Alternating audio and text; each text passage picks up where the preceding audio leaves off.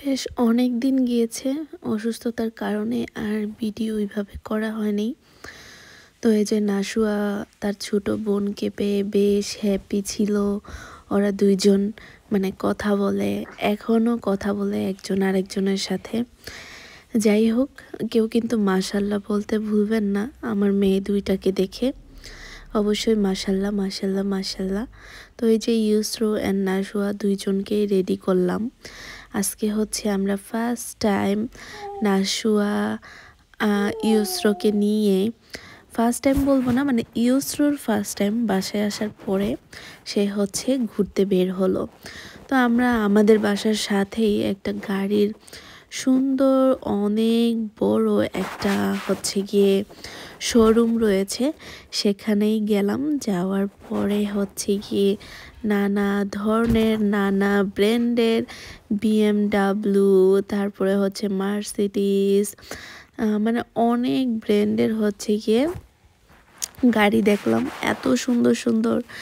তারপরে পুরানো দিনের যে গাড়িগুলা সেগুলাও দেখলাম, অনেক সুন্দর করে এখানে সাজানো রয়েছে।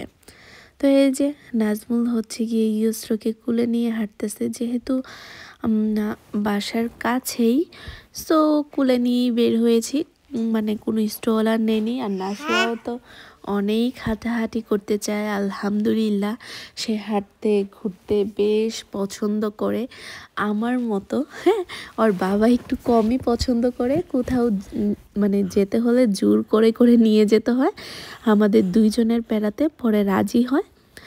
কিন্তু না, এমনিতে নিয়ে যায় ঠিক আছে, কিন্তু ফার্স্টে যাব কি যাব না এরকম করে। বাট আমি অসুস্থ থাকলেও আমার ঘুরতে মন চায়। ইভেন নাশুয়াও ঘুরতে বেশ লাইক করে, তাই না নাশুয়া? হ্যাঁ, দেখছেন, ও হ্যাঁ বললো। তো এইখানে আমরা আরও অনেক কিছু দেখছিলাম আর নিজেরা কথা বলছিলাম। তারপরে এই শিপগুলা দেখছিলাম ছোট ছোট। আচ্ছা, এগুলাকে কি বলে বলুন তো? এত সুন্দর ছিল, এগুলা সব মার্সিডিস ব্র্যান্ডের ছিল। আমি কখনোই দেশে থাকতে দেখিনি এরকম। যাই হোক, ঘোরাঘুরি করে বাসায় আসলাম। আসার পরে আমাদের অনেক বোতল জমেছে, 2 বস্তা। দেখুন কি পরিমাণ আমরা কোকাকোলা খেয়েছি, মানে কি আর বলবো। এগুলা নিয়ে এখন হচ্ছে আমরা সুপার শপে যাব, নাশুয়াকে নিয়ে, ইউসরোকে নিয়ে। যে নাশু বাজার করে দেখতে থাকুন। আজকে নাশু বাজার করবে না?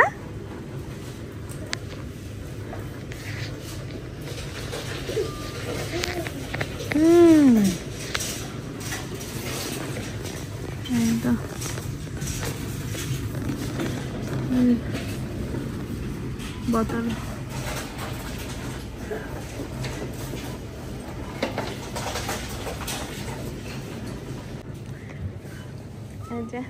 নাশু বাজার করবে এখন। সব স্ট্রবেরি, ব্লুবেরি, তারপর আঙ্গুর ফল, কমলা, কত কিছু যে আসতেছে।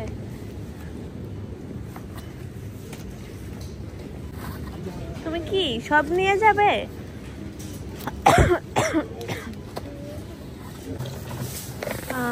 10 টাকা হইব নাকি নাজমু?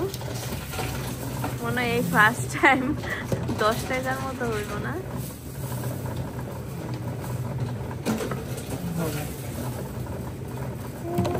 তো 10 হয়ে গেল অবশেষে। ফার্স্ট টাইমের মতো 10 টাকা ক্রস করলো। ওই যে বোতলটা ভিতর দাও।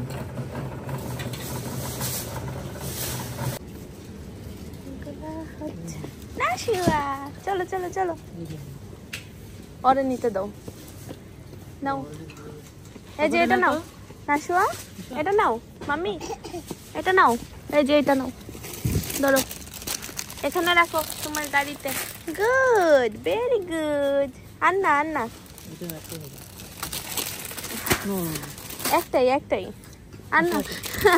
চলো এটা ঠেলো নাশুয়া, এই যে সামনে যেতে হবে, আসো ঠেলো ঠেলো, আমরা আরো কিছু নিব, এটা ঠেলো। ওকে, সব সময়ের মতো এবারও বাসা দেখতে চলে আসলাম। আর বাসা তো দেখেই যাচ্ছি একটার পর একটা, বাট লটারিতে আমাদের নামই উঠছে না।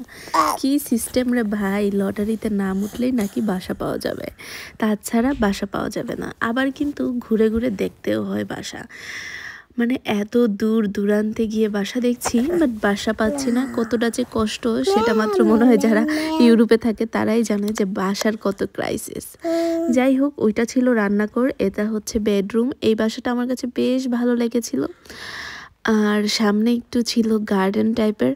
গার্ডেন মানেই হচ্ছে প্লাস পয়েন্ট, এর চেয়ে মানে সুন্দর এবং নিরিবিলি জায়গার হয়ই না। গার্ডেন মানেই আমার কাছে বেশ ভালো লাগা।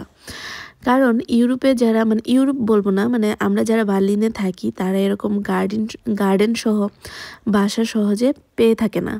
যে কারণে হচ্ছে গার্ডেন থাকলে সেটা হচ্ছে প্লাস পয়েন্ট। আর এটা হচ্ছে ওয়াশরুমটাও বেশ বড় ছিল, দেখতেই পাচ্ছেন। মোটামুটি মানে আমাদের 3-4 জনের হয়েই যাবে। তারপরে আরেকটা হচ্ছে বেডরুম, এই যে এটাতে ভাবছিলাম যে আমরা না মানে যে ভাবি কোনটা নাশুয়া থাকবে, কোনটা ইউস্ট্রো থাকবে, কোনটাতে আমরা থাকবো, কোনটা রান্নাঘর, কোনটা ওয়াশরুম, কিভাবে কি করব, মানে শুধু কল্পনাতেই করে যাচ্ছি। কিন্তু বাস্তবায়ন কবে হবে সেটাই হচ্ছে গিয়ে আসল কথা। কারণ বাসা তো আর কম দেখছি না, বাট লটারিতে নাম উঠছে না। ফার্স্টে যখন WBS পাবো কি পাবো না সেটাও কিন্তু একটা হচ্ছে, ওইটা নিয়েও ভয়ে ছিলাম যখন WBS পেলাম। এখন হচ্ছে বাসা নিয়ে মানে এত বাসা দেখছি, বাট বাসা কখন নামই উঠছে না আমাদের। যাই হোক, বাসার আশেপাশের এরিয়াটা বেশ সুন্দর, আর সূর্যটা দেখুন অনেক সুন্দর। আর এই যে বাসার সামনের এরিয়াটা এরকম। তারপরে হচ্ছে বাসার দিকে যাচ্ছি আমরা কথা বলতে বলতে। তো ম্যাক্সিমাম টাইমে নাজমুলাই হচ্ছে বাসা দেখতে আসে। যখন আমি প্রেগনেন্ট ছিলাম তখন আমি নিজে এসেছি, কারণ নাজমুলের সময় হয় না। আর যদি নাজমুলের অফ ডেতে কোনো বাসা অ্যাপয়েন্টমেন্ট পড়ে তখন নাজমুল একাই চলে আসে। কিন্তু দেখা যায় যখন অ্যাপয়েন্টমেন্ট থাকে না তখন হচ্ছে ওই বাসাগুলো ক্যান্সেল করে দিতে হয়। কারণ এখন 2 বাচ্চা নিয়ে আমার একা একটা বাসায় ভিজিট করা একদমই ইম্পসিবল। কারণ নাশুয়া এখন হাঁটাহাঁটি করতে চায়, আর ইউসরো অনেক ছোট। এই ছোট অবস্থায় 2 জনকে ক্যারি করে এত দূরে বাসা দেখতে আসা খুবই কষ্ট। যে কারণে নাজমুলের যেদিন অফ ডে ওই দিন যদি কোনো বাসার অ্যাপয়েন্টমেন্ট থাকে সেই দিনটাতেই হচ্ছে গিয়ে ও বাসা গিয়ে দেখে আসে। আদারওয়াইজ অন্য দিনে যদি কোনো বাসার অ্যাপয়েন্টমেন্ট থাকে তাহলে সে ক্যান্সেল করে দেয়। ওই বাসাগুলো আর আমরা দেখি না। তাই এখন হয়তো বা সপ্তাহে 1 দিন একটা বাসা দেখি, বা 2 সপ্তাহে 1 দিন একটা বাসা দেখি, এরকমভাবেই দেখা হচ্ছে। দেখুন আশেপাশের এরিয়াটা বেশ কোয়াইট আর নিরিবিলি। যেহেতু আপনারা এই ভিডিওটা এখন দেখছেন, বাট এই ভিডিওটা করা হচ্ছে অনেক আগে, যখন ইউসরো হয়েছিল, আজ থেকে 2 মাস আগে। তো সেদিন হচ্ছে আমরা বাসা দেখার পরে কিছু টুকিটাকি বাজারও করে নিয়ে এসেছি। কারণ যেহেতু রমজান মাস চলছিল, তো ফার্স্ট রমজানে আমি কি করেছি সেটাই আপনাদের সাথে শেয়ার করব। আমি জানি না আপনাদের কাছে ভালো লাগে কিনা, শেয়ার করতে করতে নানা রকমের কথাও বলবো। আমার সেকেন্ড বেবি হওয়ার যে অভিজ্ঞতাটা, আমার ফার্স্ট বেবি হওয়ার টাইমে আমার যতটা না কষ্ট হয়েছে, সেকেন্ড বেবি হওয়ার টাইমে তার চেয়ে কম কষ্ট আমার হয়েছে। আমি কিন্তু ভয়ে ছিলাম যে আমার পেন কীরকম হবে, কিভাবে কি করব। অনেকের কাছে তো শুনি যে নর্মাল ডেলিভারি নাকি অনেক কষ্ট। হ্যাঁ, বেবি হওয়ার টাইমে অবশ্যই কষ্ট ছাড়া তো আরেকটা বাচ্চা হয়ে যায় না। বাট আলহামদুলিল্লাহ আমার খুব ইজিতেই 2টা বেবি হয়ে গেছে, আর আমি এটাই আল্লাহর কাছে দোয়া করছিলাম। কিন্তু সবচেয়ে কষ্ট হচ্ছে আমার যে বড় মেয়েটা, সে একদমই খাওয়া দাওয়া ছেড়ে দিয়েছে যখন কিনা আমার সেকেন্ড বেবি বাসায় আসলো। তারপর থেকে সে শুধু তাকেই দেখে, খাওয়া দাওয়া তো একদমই করে না। তারপরে বিভিন্ন রকমের দুষ্টুমি অ্যাক্টিভিটিস সব কিছুই বেড়েছে, তাকে সময় বেশি দিতে হবে। আমি এখনও অবধি আমার ছোটো মেয়েকে কোনো টাইমই সেভাবে দেই না, বড় মেয়েকে যেভাবে টাইম দিই। যেহেতু ও বুঝে, তো আমি ট্রাই করি যাতে আমার বড় মেয়েটা আদরটা কমে না যায় বা সে এই ফিলটা না করে যে তার আদর কমে গিয়েছে। দেখা যায় আমি ছোট মেয়েকে খাওয়িয়ে দাওয়িয়ে শুয়ায় রাখি বা ঘুম পাড়িয়ে শুয়ে রাখি। যাই হোক, প্রেগন্যান্সি টাইমটাও আমি সুন্দর মতো কাটিয়ে উঠেছি, এখনো একটা হয়েতে যাচ্ছি। জানি না ফিউচার কি হবে, বাট মাঝে মাঝে না ডিপ্রেশনে চলে যাই যে আসলে আমি আমি কি মানে সারা দিন মানে এক বড়টার কাজ, তারপরে ছোটটাকে টেক কেয়ার করা, বড়টাকে টেক কেয়ার করা, মানে করতে করতে নিজেকেই নিজে সময় দিতে পারি না, নিজেই ঠিকঠাক মতো ঘুমাতে পারি না। রাত হলে ঘুম নেই, দিন হলে ঘুম নেই, তার মধ্যে রান্না বান্না করা। আমি যখন কিছু খেতে যাই, ছোটটা তখন মানে ঘুম থেকে উঠে কান্নাকাটি করা শুরু করে, মানে আমি খেতে গেলেই ও কান্নাকাটি করে। আর বড়টাকে খাওয়াতে গেলে তো আল্লাহ দিলে 1 ঘন্টা তো লাগেই, কি যে কষ্ট। তখন নিজেই মানে ডিপ্রেশনে চলে যাই। আবার যখন হচ্ছে ছোটটাকে কোলে নিব, তখন বড়টাও কোলে উঠতে চায়। মাঝে মাঝে ভাবি যে আপন মানুষজন যদি কেউ না কেউ বিদেশ বাড়িতে থাকতো বা হেল্প করা, যে মানে হেল্প করতো আমাকে, তাহলে হয়তো বা আমি নিজে একটু রিল্যাক্স পেতাম। কিন্তু না, এখানে তো সেটা সম্ভব না। তবে আনার চেষ্টা করেছিলাম আম্মুকে, পারিনি। যাই হোক, মানে অনেক টাইমে এখানে অনেকের ভিসা দেয়, অনেক সময় ভিসা রিফিউজ করে দেয়। এখন আবার হচ্ছে গিয়ে আনছে না, মানে দেশ থেকে কাউকে ওইভাবে হচ্ছে গিয়ে অ্যাপ্লাই করলেও হচ্ছে ওরা ভিজিট ভিসাও দিচ্ছে না, যে কারণে অনেকটাই কষ্ট হয়ে যাচ্ছে আমার জন্য, প্লাস হচ্ছে আমার হাজব্যান্ডের জন্য। কারণ সারা রাত যখন বাচ্চা কান্নাকাটি করে, তখন দেখা যায় যে সেও ঘুমাতে পারছে না ঠিকঠাক মতো, তাকেও কাজে যেতে হচ্ছে, সারাদিন কাজ করতে হচ্ছে। সে তো আর বসে থাকতে পারছে না, বা ইচ্ছা করলে দিনেও ঘুমাতে পারছে না। তো তার জন্য এটা অনেক কষ্ট হয়ে যাচ্ছে। কি করার, বাবা মাকেই কষ্ট করতে হবে। যাই হোক, দেশে যারা থাকে তারা মনে হয় একটু রিল্যাক্স পায়। আবার শুনি যে অনেকে দেখি যে বিভিন্ন কমেন্টে করে যে আসলে যত যাই হোক মাকেই পালতে হয়।